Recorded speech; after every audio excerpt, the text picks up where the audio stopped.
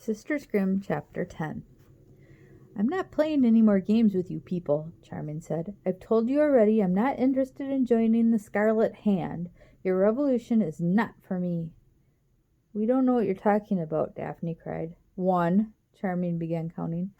Sabrina looked over at the clock. There were only seconds left before the magic would wear off, but more than the 5 Charming had promised them. We're Relda Grimm's granddaughters, she blurted out desperately. 2. We used the magic wand to change her shape so we could sneak into your house, Daphne cried. Oily tears leaked down her eyes. 3. We're not part of any revolution, Sabrina begged. We just want our grandmother back. 4. We're not lying to you, Daphne sobbed. 5. Sabrina closed her eyes tightly and awaited her death, wondering if she could be stuffed like the other bear in Charming's office, or if her body would change back after her heart had stopped beating. But when nothing happened, after a few more moments, Sabrina bravely opened her eyes. She and her sister had magically transformed back into their normal states. The only evidence of their disguises was the oily smears on Daphne's cheek. Ladies, I could toss you into jail and throw away the key for what you've done, Charming said, removing the arrow from his crossbow.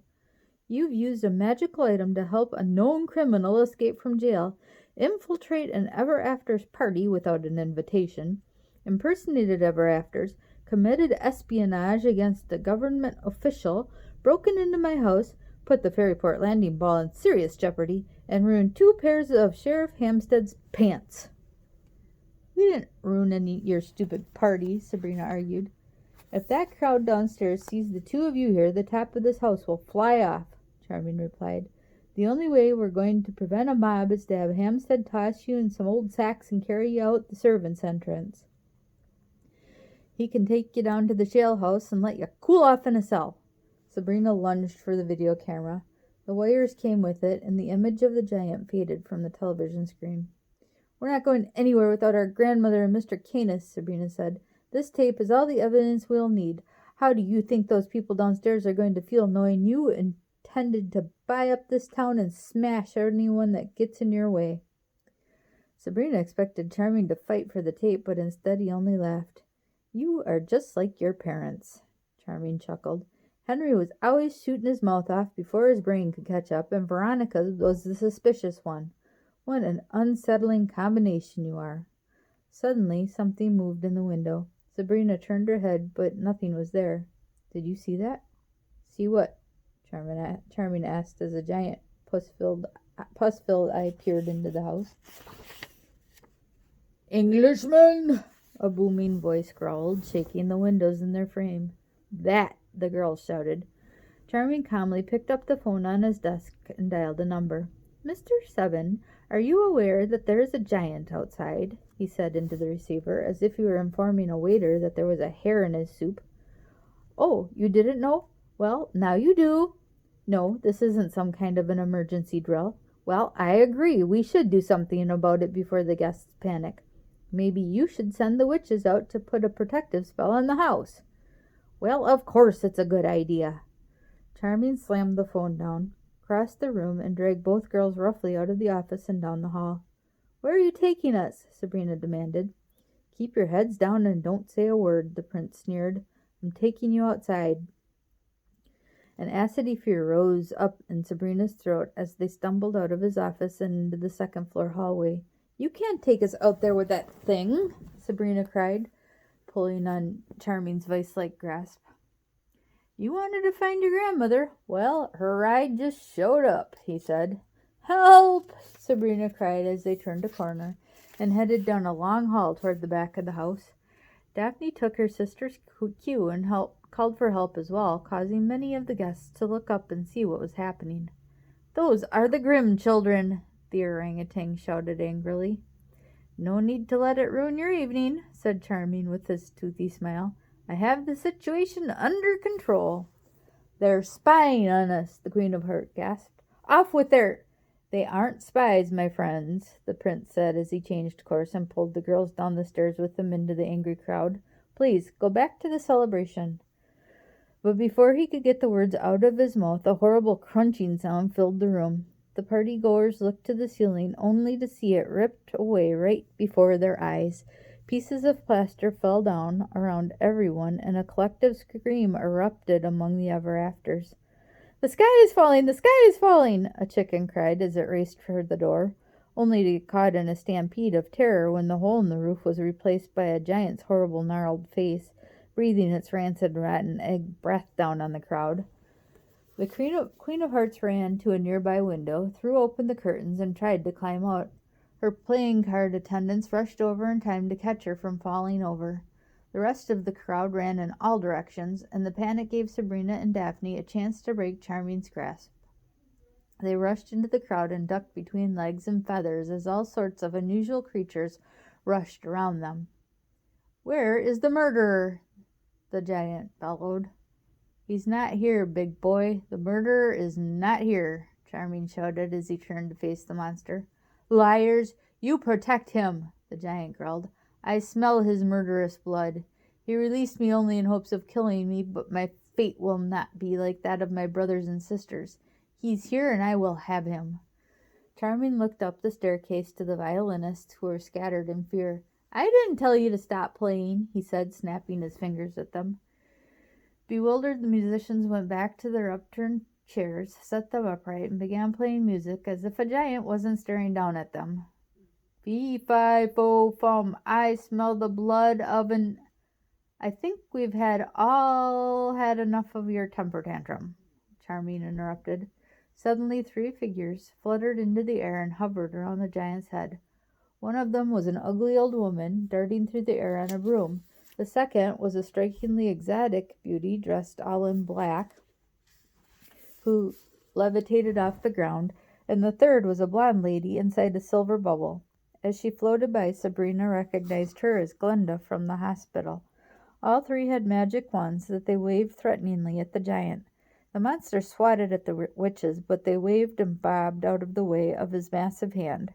The ugly witch saved her wand, and waved her wand, and a rocket of flame shot out of it and exploded on the giant's chest, searing his shirt and causing him to scream in agony. "Stop!" Daphne cried. "Our family is in his pocket." The little girl broke away from her sister and ran outside. Sabrina, followed by Charming, rushed after her. The witches had flown out of the hole in the roof and now continued their assault. "Leave while you can, giant!" Charming shouted. The second witch waved her wand, and a stream of lightning fired out of it, hitting the giant in his face. The giant roared with pain and raised his hands to block the bolt. A charred black smear was added to the other ugly features on his grizzled face. Glinda waved her wand, and a spray of ice froze the giant's backside and continued to cover the rest of his body. Within seconds, the massive man was encased in an ice tomb, but soon cracks appeared, and, with flexing muscles and a powerful roar, the giant broke free. Enormous chunks of ice rained down on the parking lot, flattening an unlucky car. The doors of the mansion were thrown wide, and a dozen men rushed out past the girls. Each was in a purple tunic embroidered with a red lion on its chest. Swinging their swords wildly in the air, they roared a war cry as they rushed toward the giant. At the front of the attack was a man Sabrina instinctively knew as King Arthur. The knights charged the giant's feet, and together they whacked angrily at an exposed big toe. The giant roared at the assault and stomped his feet angrily, trying to squash his attackers. Each of the men was lightning quick and dodged the giant's blows, managing to strike at his exposed ankle in the process. Shrieking in pain, the giant quickly turned and fled. Charming knelt in respect as the king and his knights turned to face him. "I am indeed indebted to the Knights of the Round Table. Thank you, your highness," Charming said. "Your thanks will not be enough, Charming," King Arthur barked. "The beast destroyed my car. Trust that you will find a repair estimate in the mail this week." Charming scowled, but as the party guests filed out of the half-destroyed mansion, he forced a smile. Mr. Seven rushed to the prince's side, carrying a large black pot he held out to the approaching crowd. "Friends, who says nothing exciting ever happens in Fairyport Landing?" the prince chuckled. But this time his wit and charm fell on angry ears. The people passed him, returning his laughter with disgusted looks. "Is this what we're paying you for?" the white rabbit said as he hopped past. People, there's no need to leave, Charming said. We'll have the mansion back to its old self in just a matter of moments. There's plenty of food and drink, and we've even arranged a door prize. As the elected leader of this community, I would have thought you'd take the safety of your constituents much more seriously, a Bengal tiger said as he stalked past them. I assure you, Shere Khan, but the tiger didn't stop to hear Charming's assurances. Well, if you all must go, please don't forget to donate to the Fairyport Community Fund, the prince continued, kicking Mr. Seven, who immediately held the pot higher so that everyone could see it, but not a single penny was added to the donations. I do believe this town is in need of some new leadership, the Queen of Hearts said as she left. Charming said nothing as he watched the last of his guests drive away. Put the pot down, Mr. Seven, he said. The dwarf slowly lowered the empty pot and took a peek inside. We want our grandmother and her friend, Sabrina demanded. This is all your fault, Charming shouted as he turned on them. What? You two brought him here. If you can't control your giant, then maybe you shouldn't be working with one, Daphne advised. I'm not working with any giant. Only a fool who wants to be someone's lunch would make a deal with a giant, Charming said. That's a lie, Sabrina yelled. He's one of your goons, just like those guys you met at the cabin. Ladies, I am nobility. I don't have goons. These men don't work for me. I was there to arrest them and their boss. Well, if you're not their boss, who is? Sabrina demanded. Charming snatched the video camera from Sabrina's hand. He opened a side panel where a little LCD screen folded out. Then he rewound the recording, pressed the play button, and handed the camera back to the girls. The image was shaky at first, but then suddenly it cleared up as the person holding the camera set it down on the hill that overlooked Appleby's farm. 4 men were talking to one another. 2 of them were extremely tall, another was short and fat, and the 4th couldn't be seen. It was obvious who the other 3 were, Bobby, Tony, and Steve, the goons who attacked the family at the hospital. Finally, the 4th figure stepped in front of the lens, leaned down, and grinned broadly. It was Jack. That's evidence we found on Jack when he was arrested. He wanted to tape a tape of himself killing a giant, Charming cried. It had nothing to do with the farmhouse. In fact, he admitted he thought the farmer had left town. Jack laughed wildly at the camera, held up a small white bean, and then rushed down the hill. Soon, the familiar footage of the beanstalk and the destruction of the giant played again. So you're not trying to buy up the town to rebuild your kingdom? Daphne asked. On the contrary, I am trying to buy up this town, Charming said. But there are better ways to get what you want than to let a giant loose on the countryside.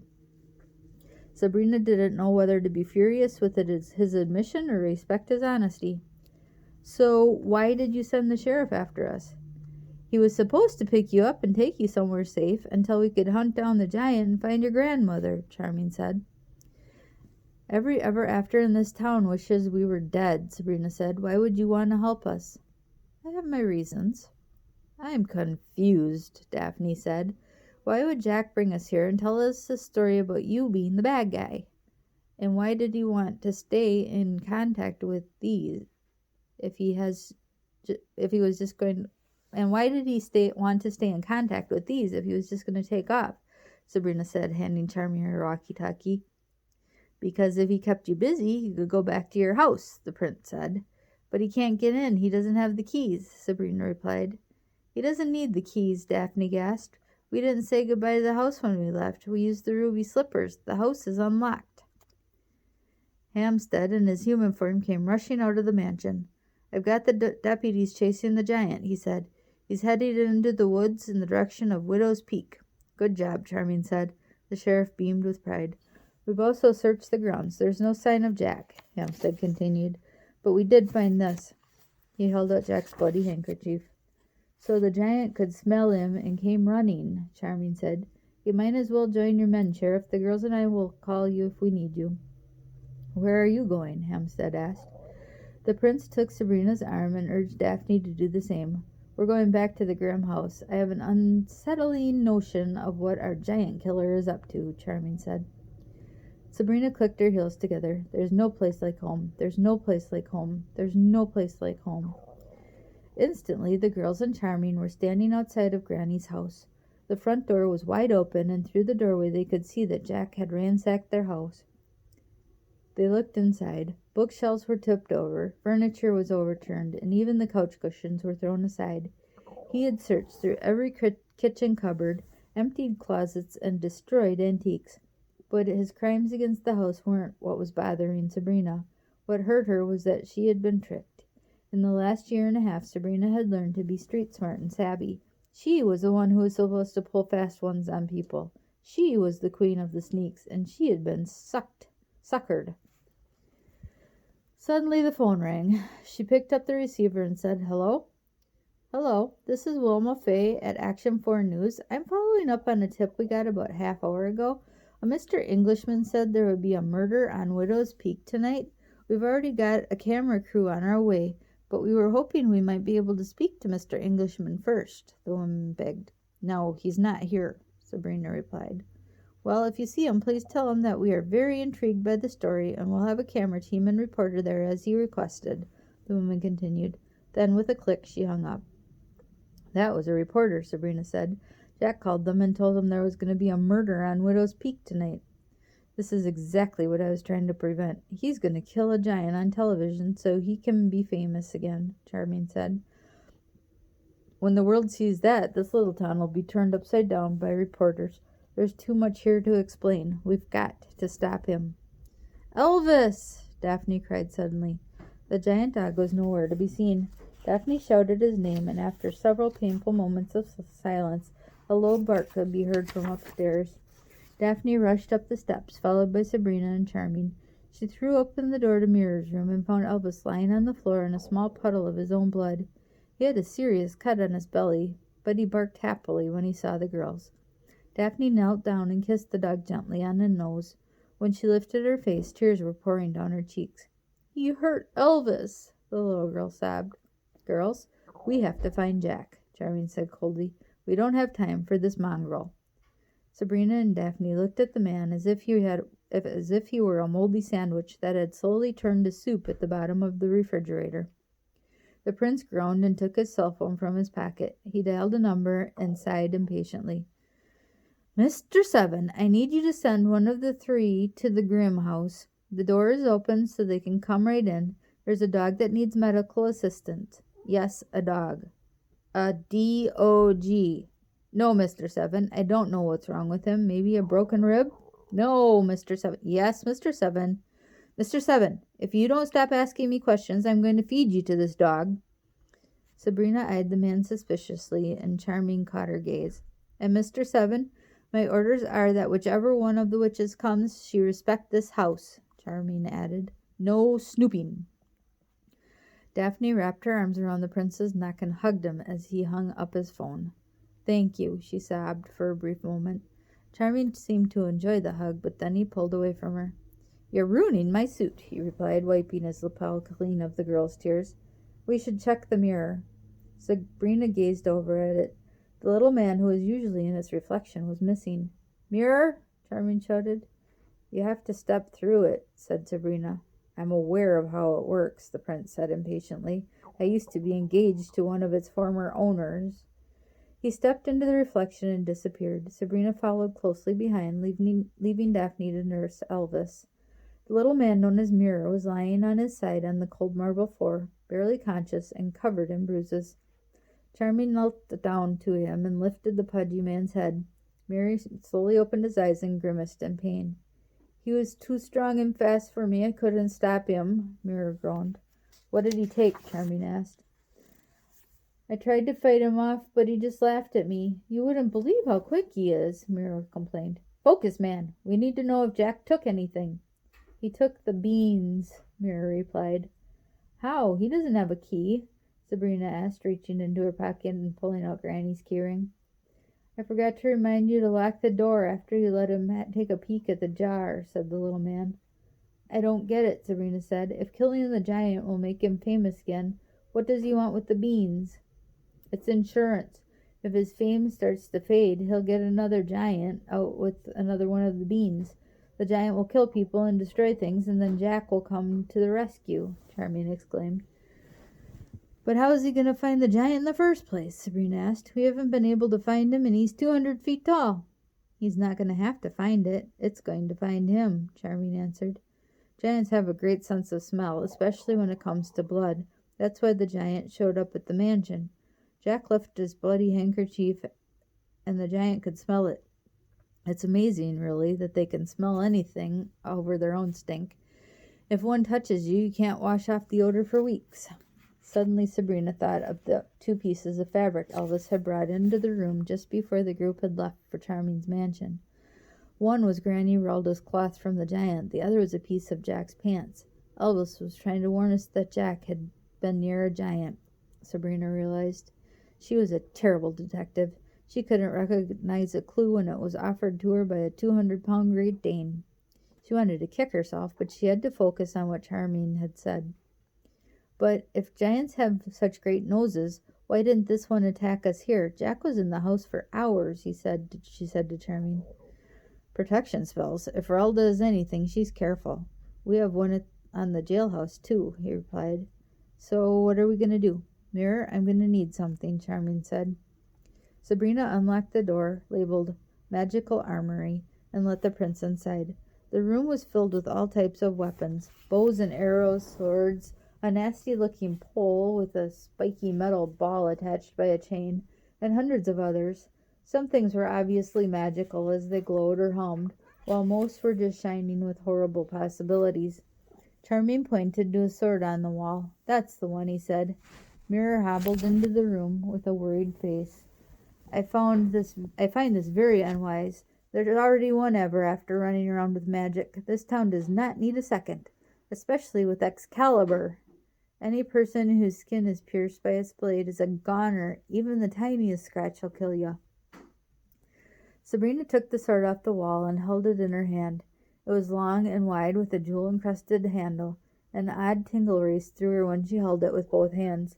She felt powerful, the way King Arthur must have felt when Excalibur belonged to him. Sabrina, is this someone you can trust? Mirror asked. No, he's not, she said. I've heard what this town thinks of my family and what my death might mean for your freedom. How do I know you won't stab me in the back when I'm not looking? Grimm, I am not your friend, Charming said. I resent your family for the life they forced me to live for the last 200 years, and I resent you for the future that you represent. And if I were doing this for your worthless family, you would probably be right. But I'm not doing this for you. I'm doing it for me. As much as Baba Yaga's spell has trapped me in Fairyport Landing, it has also benefited me. I have power here. I have wealth and respect. If Jack shows the world that giants and fairy tales are real, then life in this town will change, and my position as its mayor, might be challenged. Therefore, you and I are in an unusual situation. Tonight I am your ally, and I will help you save your grandmother and Canis. If this is the only solution, then so be it. But rest assured, Grimm, tomorrow I am your enemy again. Sabrina looked up into his eyes and saw that he was being honest, even if his brand of honesty made her sick to her stomach. Could she trust him? She reached into her pocket, took out the picture of her family, and gazed at their faces. Her mother and father, Mr. Canis, and finally Granny Ralda. She had to do something to get the old woman back. She wasn't going to lose her family all over again. She took the heavy sword and handed it to her. Mirror continued to protest, limping along as Charming and Sabrina exited the room and returned through the mirror. Daphne was waiting for them with Elvis. They gently carried the dog into the hallway, and then Sabrina carefully locked the door to Mirror's room. You stay here with Elvis, Sabrina ordered her sister. No way, Daphne cried. We're Grimms. This is what we do. This is dangerous. Whatever, the little girl said, grabbing Sabrina's hand tightly. Sabrina surrendered, hooked her finger into Charming's pocket, and clicked Dorothy's shoes together. There's no place like where Jack is, she said.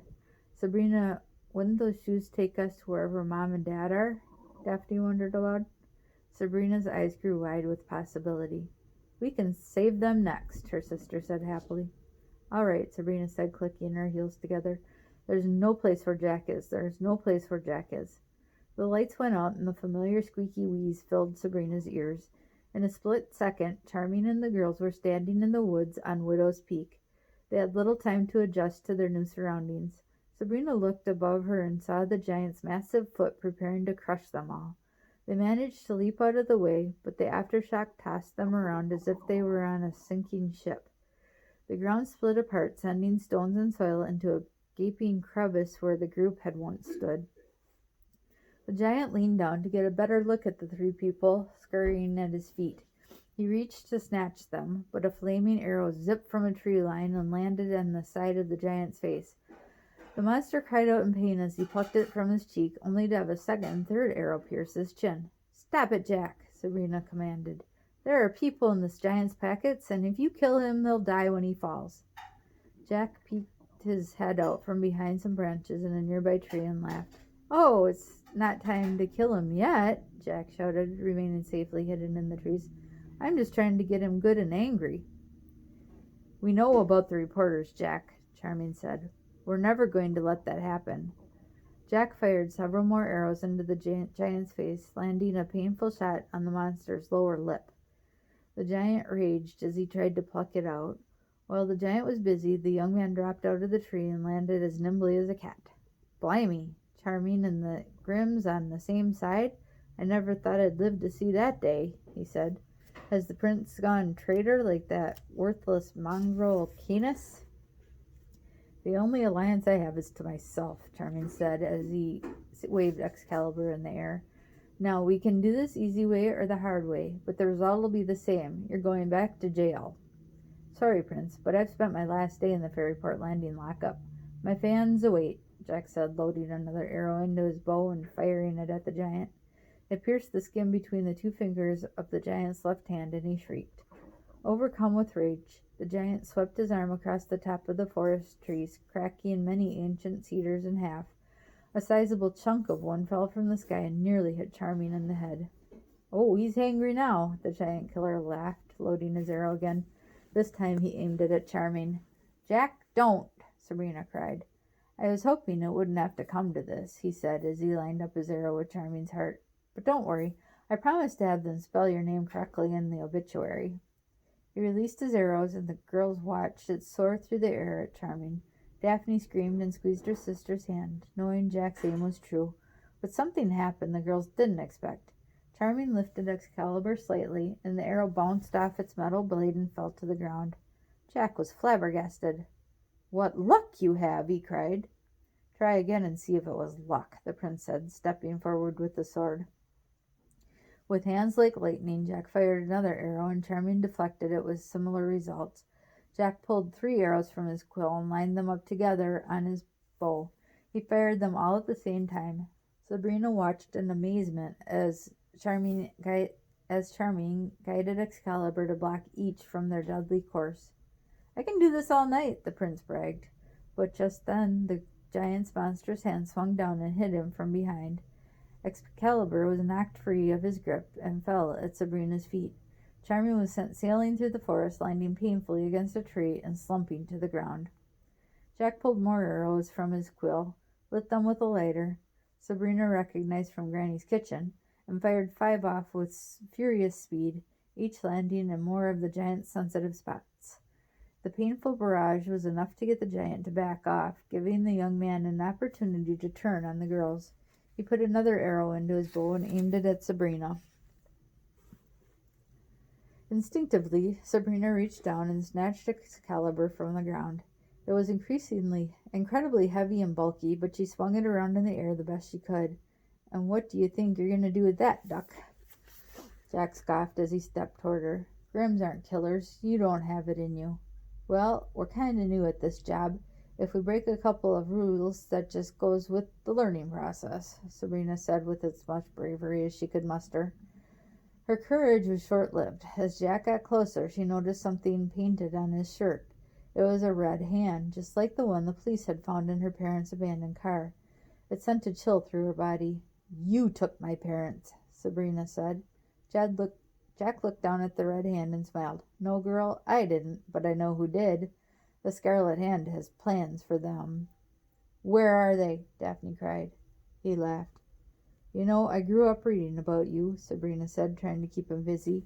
You had a very exciting story. You climbed the beanstalks, killed the giant, and captured the treasure. Lots of kids think of you as a hero, but not you. Once, but not now. Not that I've met you, the real Jack. I see what a rotten person you are. That's what you're famous for now, Jack, for being a giant killer. Not for being a giant killer, but being scum.